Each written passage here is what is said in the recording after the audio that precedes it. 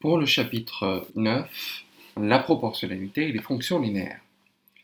La proportionnalité, ça sera des rappels. Et les fonctions linéaires, ça sera une nouvelle chose. C'est une suite des fonctions. C'est une catégorie bien particulière des fonctions. Donc, on va commencer par des petits rappels.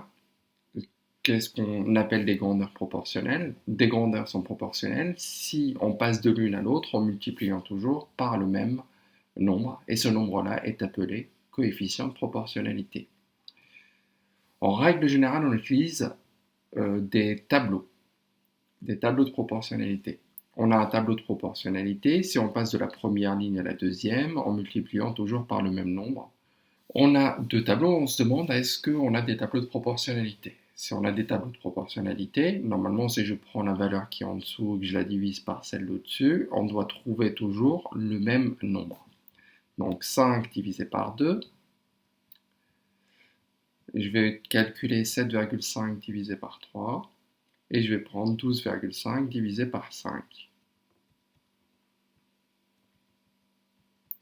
Je trouve à chaque fois 2,5. Par conséquent, oui, c'est un tableau de proportionnalité. Dans l'autre sens, puisqu'on a un tableau de proportionnalité, on peut aussi passer de la deuxième ligne à la première en multipliant par l'inverse de 2,5 ou en divisant par 2,5. Je vous rappelle que diviser par 2,5, c'est pareil que de multiplier par l'inverse de 2,5.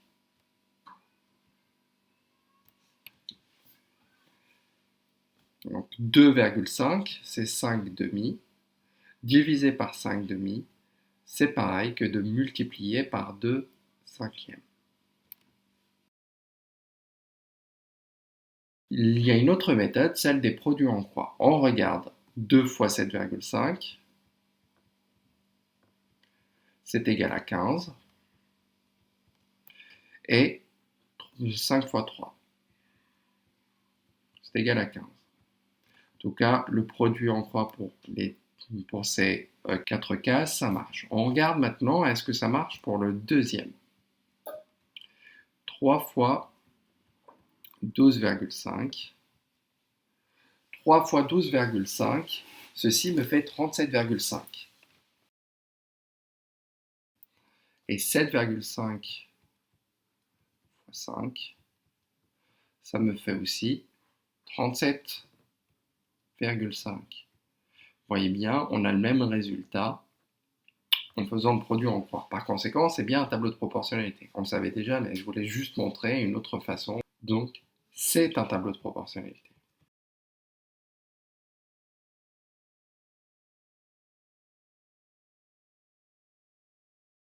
Maintenant, le deuxième tableau. 4 divisé par 2, 9 divisé par 3, 13 divisé par 5. 4 divisé par 2, ça me fait 2. 9 divisé par 3, ça nous fait 3. Je peux déjà m'arrêter ici, puisque on n'a pas le même résultat. Je sais déjà qu'on n'a pas un coefficient de proportionnalité, et par conséquent, on n'a pas un tableau de proportionnalité. L'autre méthode, 2 fois 9, ça nous fait 16. 4 fois 3, c'est égal à 12. Je sais déjà que ce n'est pas un tableau de proportionnalité, je n'ai pas besoin de calculer le reste.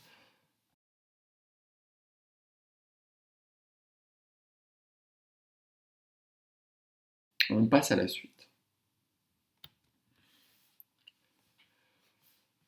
Ici, on va voir comment on fait pour trouver la quatrième proportionnelle.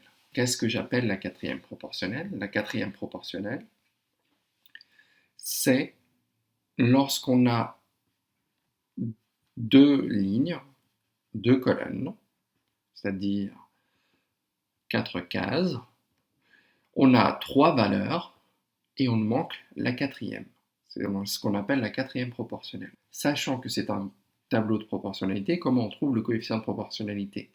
12 divisé par 3. 12 divisé par 3, ça nous fait 4. Donc, je multiplie par 4. Il était aussi facile à trouver de tête. Par contre, je dois multiplier 3 pour avoir 12 par 4.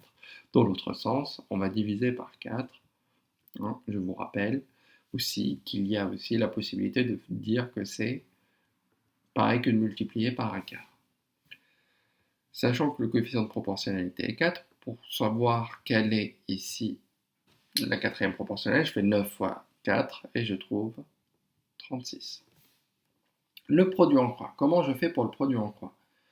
Je multiplie les valeurs qui sont en diagonale et je divise par la troisième valeur.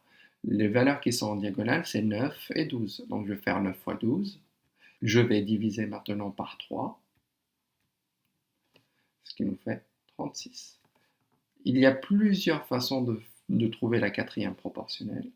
Il y a aussi ce qu'on appelle la propriété multiplicative. Je peux passer d'une colonne à une autre en multipliant en haut et en bas par le même nombre. Mais ça ne marche uniquement que d'une colonne à une autre. Si j'ai une troisième colonne, ce n'est pas par le même nombre qu'on va multiplier, bien entendu.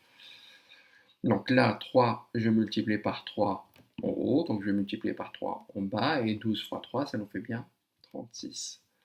3 fois 3 égale 9, donc 12 fois 3, 36. Je sais que c'est égal à 36. Donc, la propriété additive, je peux additionner deux colonnes pour avoir une troisième. Imaginons par exemple ici, on avait 12. Et on marque que 3 plus 9 égale 12. Pour trouver la valeur ici, je n'ai pas besoin de multiplier. Hein, je peux additionner ces valeurs-là. 12 plus 36, c'est égal à 48. Derrière ceci se cache la distributivité. 3 plus 9, c'est égal à 12. Donc, si je veux calculer par exemple 4 fois 12, ceci c'est pareil que 4 fois entre parenthèses 3 plus 9, 4 fois 12, donc c'est pareil que 4 fois 3, plus 4 fois 9. Et vous voyez bien, hein, ici c'est bien 12 plus 36.